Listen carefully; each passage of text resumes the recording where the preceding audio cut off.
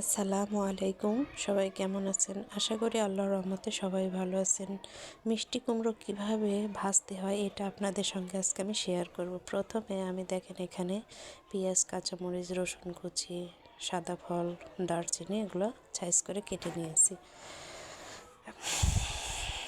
আমি কড়াটা হিট হতে দিয়েছি। কড়াটা একটু গরম করে নিলে কি হবে জানেন?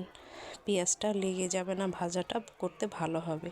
তো প্রথমে আমি এখানে পেঁয়াজ, কাঁচামরিচ, ঝুরি, রসুন কুচি এগুলো আমি দিয়ে নিচ্ছি।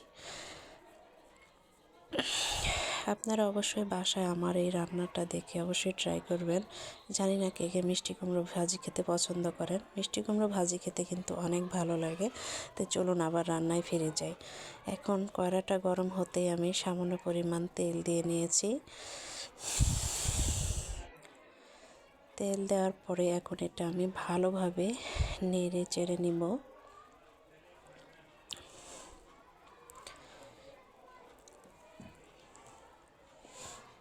সামান্য পরিমাণ জিরা দিয়ে নিলাম। পেঁয়াজটা যখন একটু হালকা লাল হবে তখন আমি এটা দিয়ে নেব মিষ্টি কুমড়ো। পেঁয়াজ আলাদা করে কিছু ঝুরি করে রেখেছিলাম, সাদা 2টা এলাচ আর দারচিনি সামান্য পরিমাণ দিয়ে নিয়েছি। দিয়ে নিয়ে এখন এটা আমি এখানে মরিচের গুঁড়ো, হলুদের গুঁড়ো, লবণের গুঁড়ো অ্যাড করে নিলাম। নিয়ে এখন এটা আমি ভালোভাবে নেড়ে চেড়ে নেব। পরিমাণ মতো সব কিছুই আপনারা দিয়ে নেবেন, যে যতটুকু তরকারি রান্না করবেন ঠিক ততটুকু। এখন আমি এটা ঢাকনা দিয়ে ঢেকে দিব। কিছুক্ষণ ওয়েট করার পরে দেখেন আমার ভাজিটা প্রায় হয়ে এসছে। অনেক সুন্দর একটা কালার হয়েছে। আপনারাও এইভাবে ভেজে খাবেন, আশা করছি আপনাদেরও খেতে ভালো লাগবে। কার কার আমার এই মিষ্টি কুমড়ো ভাজিটা ভালো লাগছে অবশ্যই আমাকে কমেন্ট করে জানাবেন।